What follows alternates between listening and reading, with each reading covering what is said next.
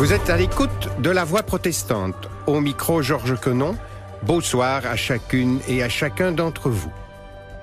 Pour une écologie de l'imaginaire, tel est le thème de la méditation de ce soir. Derrière ce titre un peu énigmatique se cache une réflexion profonde, fourmillant d'interrogations existentielles et pourtant fort simple, due à la plume du pasteur Claude Arthur Danlois.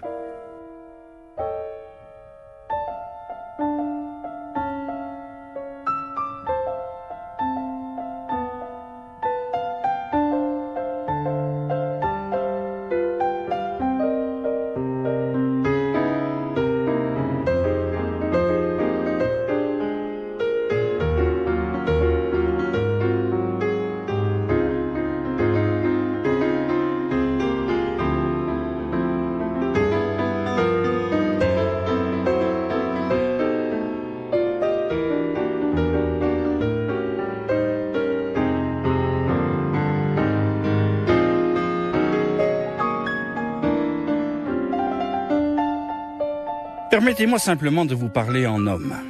Un homme pris par ses doutes, confronté à ses peurs et à ses désirs. Un homme qui constate et qui vit les tensions d'une société occidentale dite postmoderne, une société en crise avec ses croyances et ses valeurs, avec ses désillusions et ses espérances. À l'évidence, les églises historiques s'essoufflent.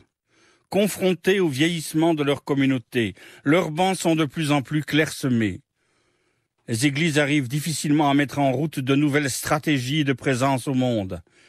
Le poids de la tradition freine encore de nombreuses paroisses qui s'emberlificotent dans leur patois de Canaan et leurs croyances poussiéreuses.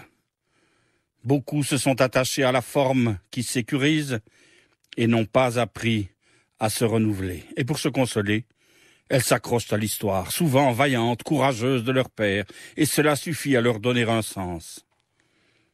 Alors certains me disent, à l'heure de la globalisation et du pluralisme, un tel souci n'est-il pas appelé à disparaître ?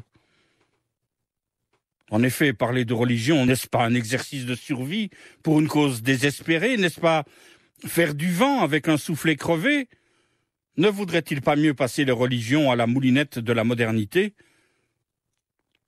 Toutefois, si les religions historiques dépérissent, tout comme les grands courants idéologiques d'une histoire encore récente, de nouvelles manifestations apparaissent, inattendues, surprenantes. La renaissance de cultes locaux, le développement de pratiques de guérison, la montée des fondamentalismes, le succès des évangélismes enchanteurs, une certaine tonicité de la religion populaire, la mise sur le marché de rituels syncrétiques, la foi en la réincarnation, la cartomancie, le magnétisme, l'astrologie, les philosophies orientalo-mystiques, la peur du diable et divers autres assortiments illuminés, personnalisés, eh bien tout cela renvoie à des phénomènes de croyance qu'on avait un peu trop vite balancés avec l'eau du bain de la sécularisation. L'homme cherche du sens partout, sauf dans les églises. Un peu comme si l'offre des églises ne correspondait plus à la demande. Un peu comme si j'allais au supermarché, que je demandais du jambon et que l'on voulait me vendre une savonnette. À y regarder de plus près, on nous vend une vieille recette quelquefois mise au goût du jour, mais sans vraiment changer les ingrédients. La réalité est dure. L'Église reste persuadée qu'elle a un message à délivrer au monde et elle ne se rend pas compte que les gens n'en ont rien à faire. Vous savez, de nombreuses personnes reconnaissent en Jésus un modèle exaltant. Pourtant, elles ne fréquentent pas les églises. Et est-ce qu'en disant cela, je fais avancer le schmilblick ? Si vous avez la patience de m'écouter encore un peu, permettez-moi d'esquisser un chemin qui me semble prometteur. Depuis que l'homme a pris conscience de son existence et de ses filiations, depuis qu'il s'est mis en tête ou en devoir de comprendre et d'organiser le monde, l'homme crée des instruments pour assurer sa conservation et en même temps, il crée du symbolique pour soulager son âme. Les rites Les objets exprimant la puissance du sacré, reproduisant le mystère, initiant aux forces invisibles, sont bien autre chose qu'un bazar insolite d'œuvres et de pratiques plus ou moins singulières.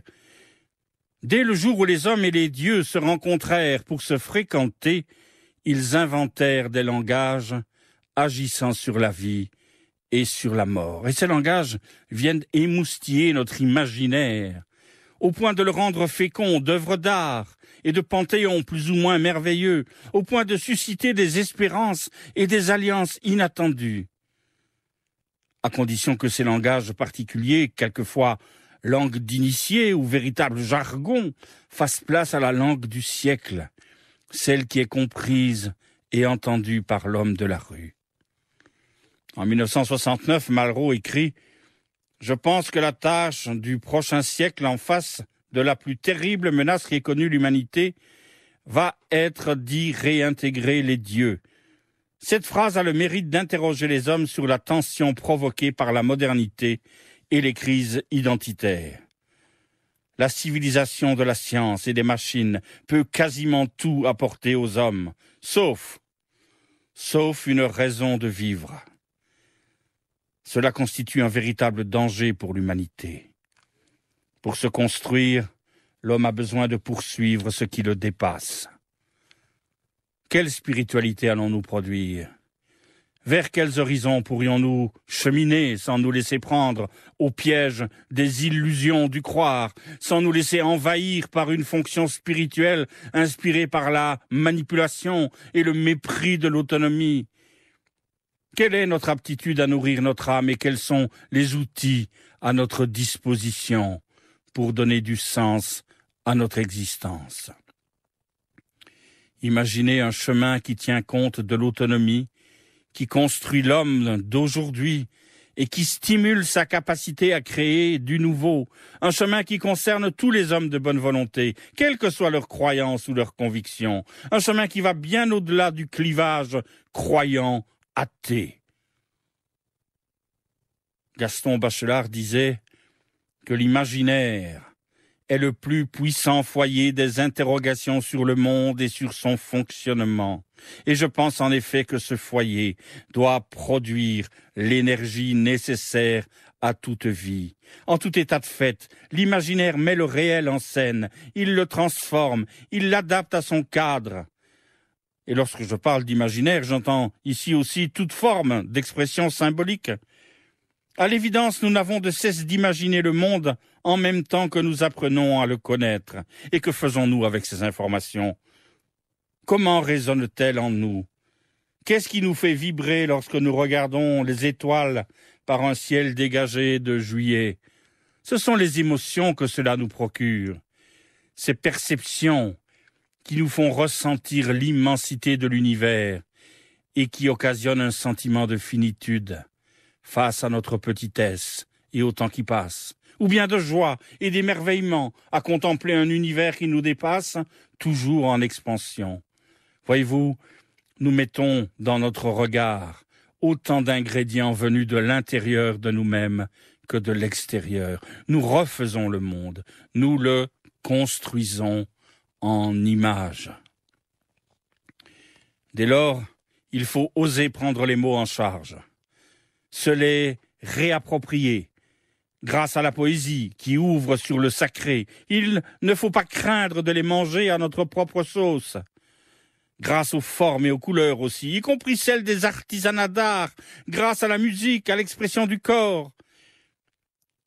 La conceptualisation dans le domaine de la spiritualité désoxygénise toujours notre relation à nous-mêmes, alors que les images titillent notre imaginaire jusqu'à l'infini.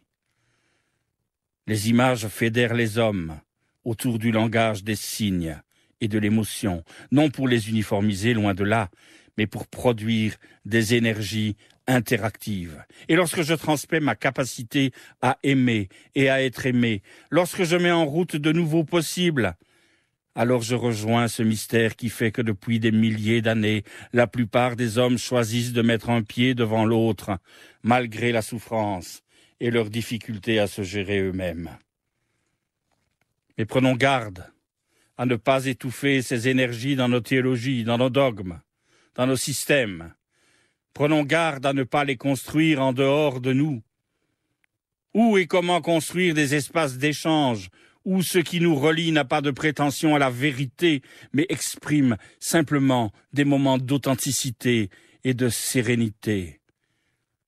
Pourquoi ne pas initier nos échanges sur le partage et la reconnaissance de nos images, plutôt que sur l'opposition des concepts et des idées?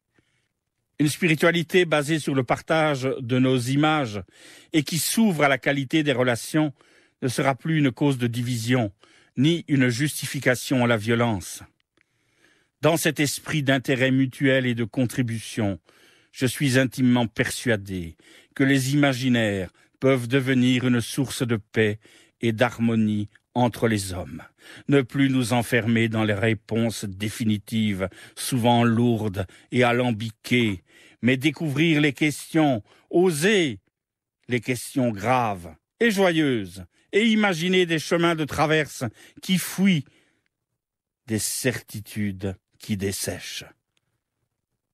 Je rêve d'un lieu de partage et de convivialité où il ne serait plus question de rite ni de liturgie, un lieu de dialogue, conversation, causerie qui se substituerait au discours théologique ou à la prédication, un lieu où les credos et les dogmes auront disparu et où on parlerait de Dieu ou du non-Dieu en disant « je crois que ».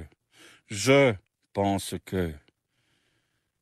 Un lieu qui s'organiserait autour de conférences, de repas, de réflexions sur des questions de société.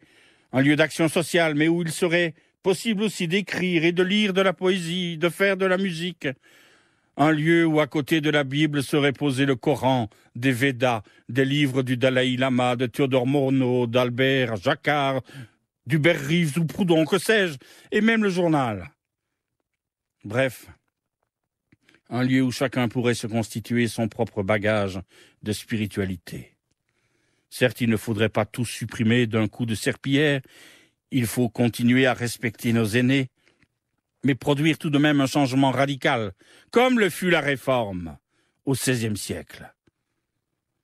Notre vocation est de naître à notre propre humanité. La spiritualité est le choix de ce trait d'union entre les hommes. Si nous voulons ressusciter, conserver, multiplier l'image du sacré au cœur de la cité, il nous appartient d'annoncer que cette image est plurielle. Il nous faut ressentir au plus profond de nous-mêmes que le fait de vivre à sa ressemblance est une invitation à l'assortiment de nos relations, à nous qui sommes tellement différents et tellement identiques. Et je dirais pour terminer que partir à la découverte d'une spiritualité adaptée à notre temps et à nos contextes, c'est imaginer une dynamique nouvelle, où l'image du divin exprime un rapport à l'autre et à soi qui deviennent porteurs de sens. Cette spiritualité s'inscrit intimement dans la relation et vient provoquer une démarche de production au cœur de la création. Elle vient porter l'image de l'homme au cœur même de la vie, au cœur même de l'image de l'indicible.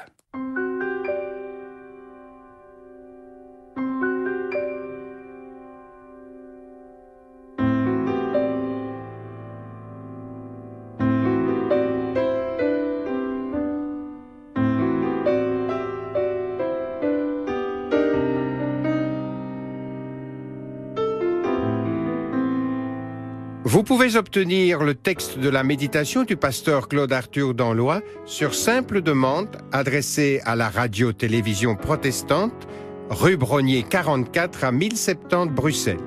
Vous avez aussi la possibilité de consulter le site www.aprt.be. C'était La Voix protestante. Je vous souhaite une très belle soirée et vous fixe rendez-vous à samedi prochain.